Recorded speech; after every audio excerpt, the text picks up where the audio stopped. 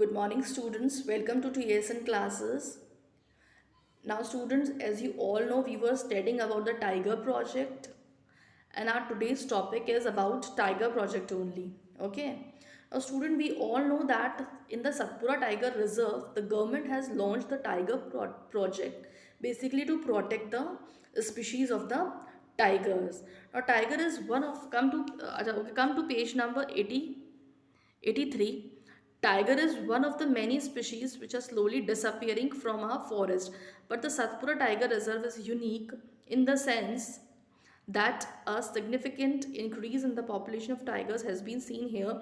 Once upon a time, animals like lions, elephants, wild buffaloes, and Barasingha were also found in the Satpura National Parks, animals whose numbers are diminishing to the level that they might face extinction are known as the endangered animals.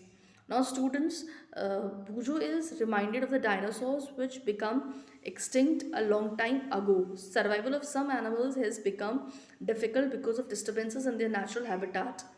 Professor Amos tells them that in order to protect animals and plants, strict rules are imposed in all the national parks. Human activities like grazing, poaching, hunting, capturing of animals, or collecting of firewood medicinal plants are not allowed. Now, students, you all know that tiger is one of the important species which are disappearing from the forest areas. Now, there was a time when in Satpura Tiger Reserve there was a huge amount of animals. There were huge amount of animals found in this areas, and these animals are like lions, elephant, wild buffaloes, and barasangas. Now their numbers are gradually increasing, gradually decreasing. Why their numbers are gradually decreasing? Because of the human activities. Activities like grazing, poaching means killing. Means people are killing or hunting or capturing animals for their requirements. And apart from this, for collecting of firewood and medicinal plant. So what the government is doing, government is imposing strict rules in these areas not to do such activities which are endangering these animals. So we can say that the endangered species, what are endangered species? The endangered species are those species or animals whose numbers are decreasing and they are facing the verge of extinction. Means they may be extinct in future if they are not protected at the same time. Okay. Now you student, you all know about the dinosaurs.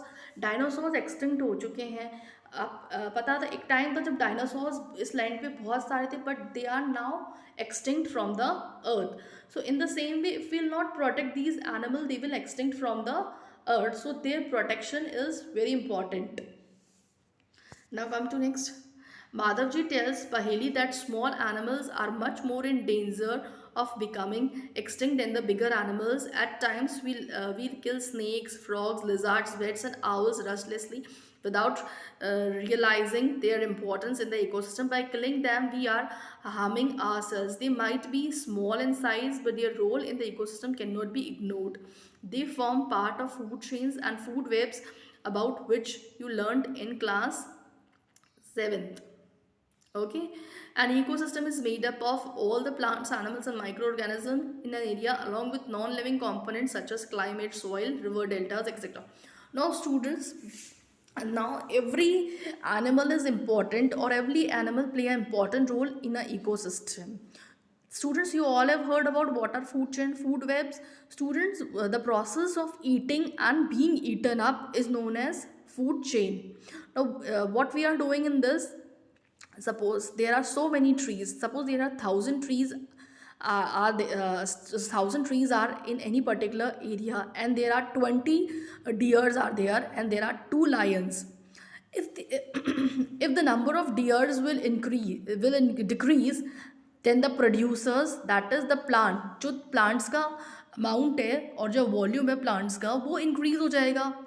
तो हमें क्या करना है, अगर lion नहीं है तो dear को कौन खाएगा, तो ऐसे क्या होगा, इम्बैलेंस हो जाएगा. तो हमें क्या करना है, बैलेंस लाना है हमारे इकोसिस्टम में. तो उस बैलेंस को लाने के लिए एवरी एनिमल और every plant is very important, they have their own roles.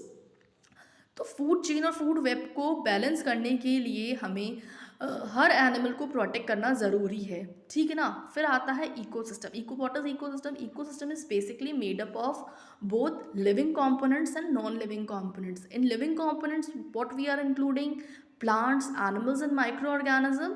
And in the non-living components, we are including the climatic conditions, the soil and the river deltas. Now what are river deltas? I have told you before also, these the deltas are formed in two water bodies, that is salty water body and the fresh water body meet together, then they form large deltas. Sundarban deltas के बारे में आपने जरूर सुना होगा ना। तो what is ecosystem? It is made up of plant, animals, microorganism along with the non-living components like soil, climate or river deltas that are particularly found in that areas. Okay. Now come to next 7.9, Red Data Book. What is Red Data Book? Professor Ahmed explained about Red Data Book to the children. He tells them that Red Data Book is the source book which keep a record of all the endangered animals and plants. Red Data Book is maintained internationally by an organization. India also maintain Red Data Book of plants and animals found in India. Now red color, what red color denotes or signals, कैसा signal देता है red color? Danger का ना. So Red Data Book, it is the source or the book which keep a record of all the endangered species of plants and animals. It is basically maintained at the international level. India is also maintaining its own Red Data Book, and this Red Data Book is basically for Indian flora and fauna. So what is Red Data Book? Red Data Book, it is a book which keep the record of all the plant and species which are in danger or they are facing the verge of extinction in the future. Future में जिनका number बिल्कुल ख़त्म होने वाला है या decrease होने वाला है, उन स्पीशीज़ की रिकॉर्ड है इन बुक्स में. Okay. Migration. The excursion party then enters deeper into the forest under guidance of Madhavji. They sit near the Tawa reserve to relax for some time. Pahili observes some of the birds near the river. Madhavji tells the children that they are migratory birds. These birds are flown here from other parts of the world. Migratory birds fly to far away areas every year during a particular time because of climatic change. They fly for laying eggs as the weather in their natural habitat become very cold and inhospitable. Birds who cover long distances to reach another land are known as migratory birds. Now migration. Now student, what is migration? Migration means moving from one place to another. Similarly, birds also move from one place to another, and these birds are known as migratory birds, and these migratory birds move from one country to another country basically for food and to lay their eggs. Why they are moving? They are moving because the climatic conditions which are prevailing in their areas or in their habitat are now not suitable for them to live over there. That is why they fly from that country, from their own country to another countries. Okay, so that they can find a suitable environment or atmosphere to live. Students, you all have seen Anasagar Lake, no? In the Anasagar Lake you have seen different types of birds ना. White color की birds आपने देखी होगी, black color की bird. तो ये भी क्या एक तरह की migratory birds है. ये basically अपने अजमेर की birds नहीं है. ये birds कहाँ से है? They are coming from different places to the Anasagar lakes. Why they are coming to Anasagar lakes? Basically in Anasagar lake they are getting easily their food, and they can lay their eggs also on that land because that land is suitable for the growth of their offsprings. Okay. Then come recycling of paper.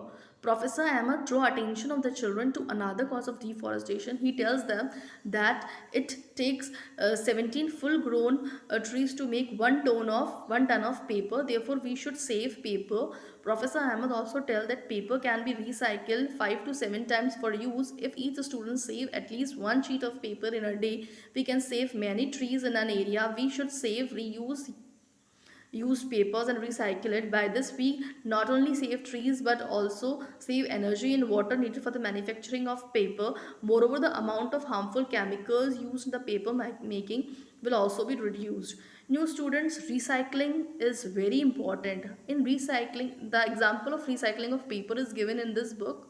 What is recycling? Suppose if we have used anything, suppose take an example of paper, हमने इस paper को use कर लिया है, what we are doing, we should again use or we can again recycle that paper so that we can save the woods or trees basically. तो what we are doing in this, we are recycling the papers, means हम लोग we can save the papers, we can save the papers or one sheet of paper in a day.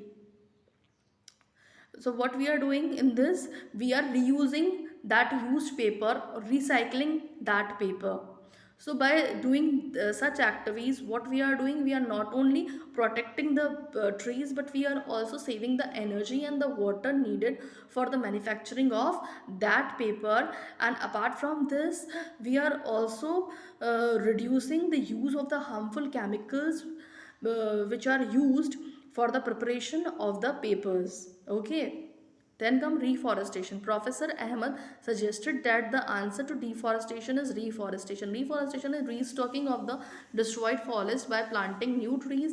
The planted trees should generally be of same species which were found in that forest. We should plant at least as many trees as we cut. Reforestation can take place naturally also. If the deforested area is left undisturbed, it reestablishes itself.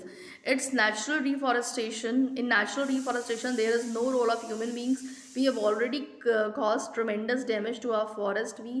If we have to retain our green wealth for future generation, plantation of more trees is the only option. Professor Ahmed told them that in India we have the Forest Conservation Act. This act is aimed at preservation and conservation of natural forest and meeting the basic needs of the people living in or near the areas.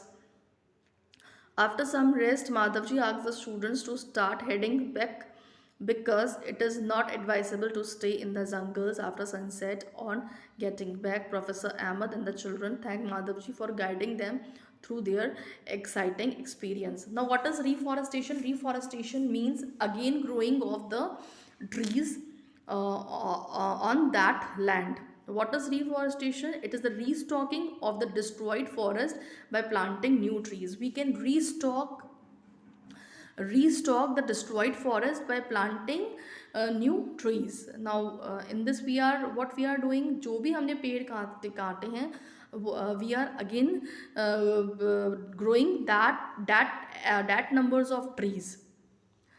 So in this way we are protecting the forest, and if we protect the forest, we are protecting the mankind. Professor Ahmed has also told about the Forest Conservation Act, and what is the main purpose of this act is that it preserve and conserve the natural forest and meet the basic needs of the people which are living in or near the forest. Now after this, Madhavji asks the children to head back because it is not advised to stay in the forest after sunset. Thank you, students.